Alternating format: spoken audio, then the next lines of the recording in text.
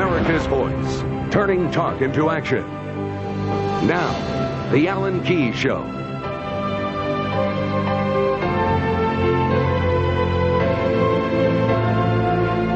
America, this is your wake-up call. Welcome to The Alan Key Show, America's wake-up call. You can reach me here at 1-800-520-1234. Good day to everyone.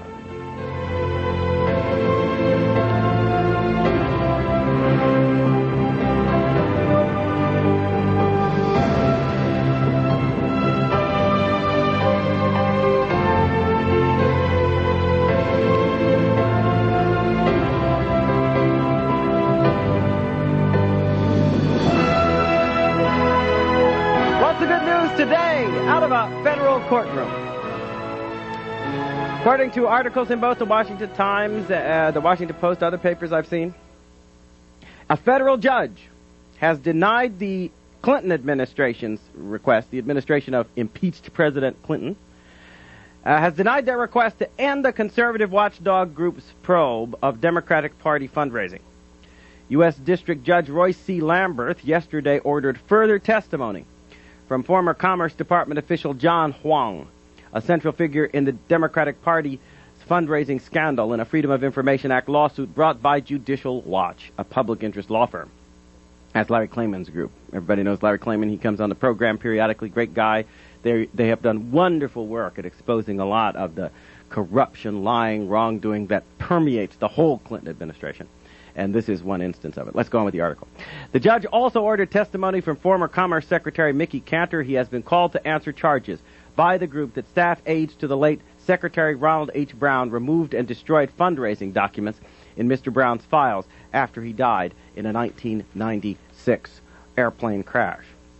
In the Washington Post story, the following is said, which is of great interest. Because apparently the Clinton administration insisted that there was no attempt to cover anything up, but the judge didn't buy their story. Quote, the assurances did little to placate Lamberth, who found there was a flurry of document shredding in Brown's office after his death in an April 1996 plane crash. Other files were removed by officials who no longer work at the department. The circumstances, quote, strongly substantiate the claim that the agency was deliberately destroying and jettisoning documents, he wrote. The judge cited testimony provided in his courtroom in March by Nolanda B. Hill, one of Brown's former business partners. She testified that Brown told her White House officials had told him to delay turning over documents to Klayman and slow pedal the search. Hill, who is under indictment in an unrelated criminal investigation, testified that Brown told her places on overseas missions could be had for contributions of $50,000. Okay. Now, a lot of people try to pretend that what we're seeing with the Clinton impeachment is some isolated instance of a lapse on Clinton's part and so forth.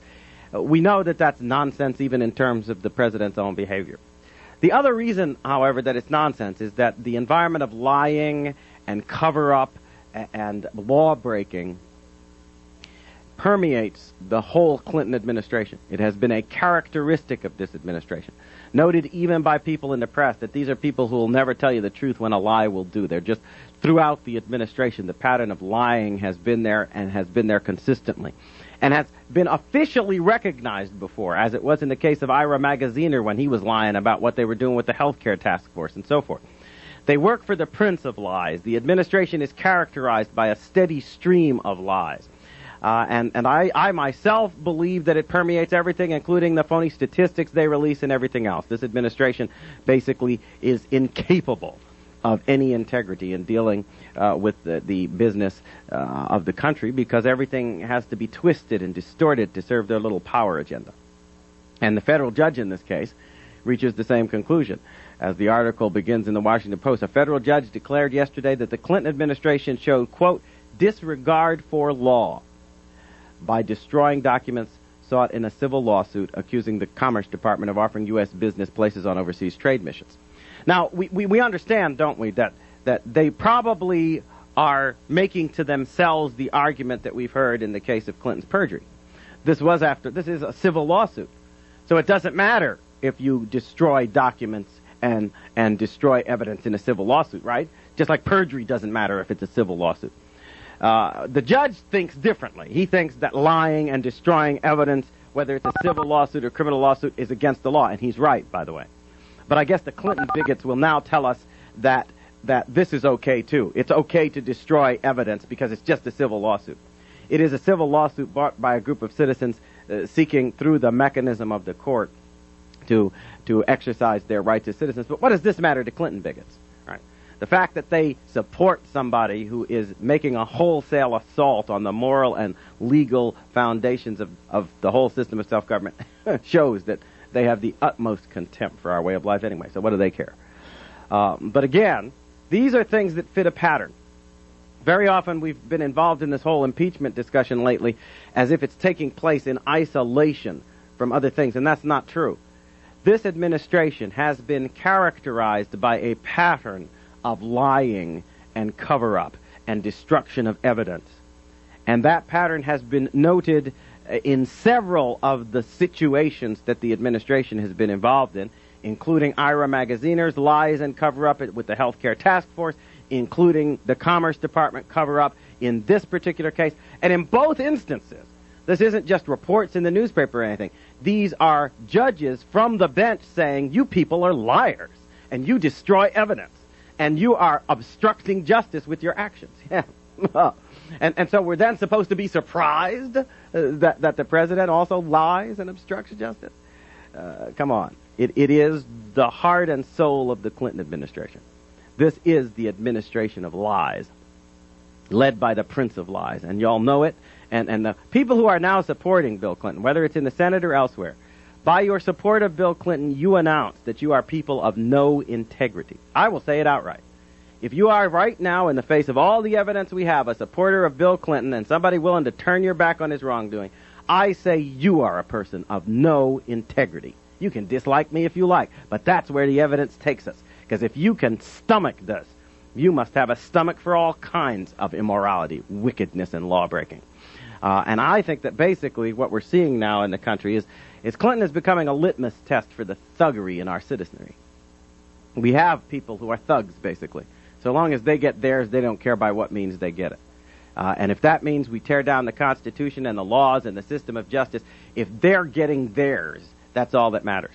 They want to take us from a system of self-government to a gangster-style polity, the way they had it in the Soviet Union and elsewhere. People died on battlefields and risked their lives throughout many decades to make sure we would not be subject to such thuggish, brutal rule internationally from the Soviet communists. And now we're supposed to sit back and accept it from these American thugs. I don't think so. I'll tell you straight in the front. I don't think so. And I think we need to start right now putting people in the Senate on notice. This isn't a choice of censure and all this garbage you guys are talking about. We understand what's at stake here. It's the thugs versus the rest of us. And what we want to know, and the reason we must have a trial and vote in the Senate, we need to know which senators are on the side of thuggery. That's what we need to know. Which senators support the introduction of this gangster style into the politics of this nation's life. And I think it's going to be imperative for us to see the truth and to see who's willing in the end to stand with these criminals. Because this is a criminal administration.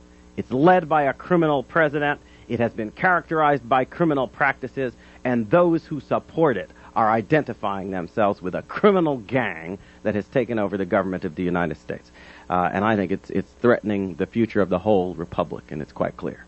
But anyway, good news that this particular judge has his eyes open and is unwilling to accept this criminality. And so he has ruled that they are going to have to testify in response to Larry Klayman's suit, and he has pointed out their thuggish tactics in terms of obstructing justice, destroying evidence, and so forth. And again, I would say to you, this is a pattern. Bill Clinton's lying and perjury takes place in the context of an administration that in many instances has been characterized by the same spirit of lying and the same disregard for law. And the judge points it out right here in this lawsuit. He says that the administration showed disregard for the law. But what do we expect? This is an administration led by a president who has no regard for the law. So why should they have any? Right. Let's get to the phones right away.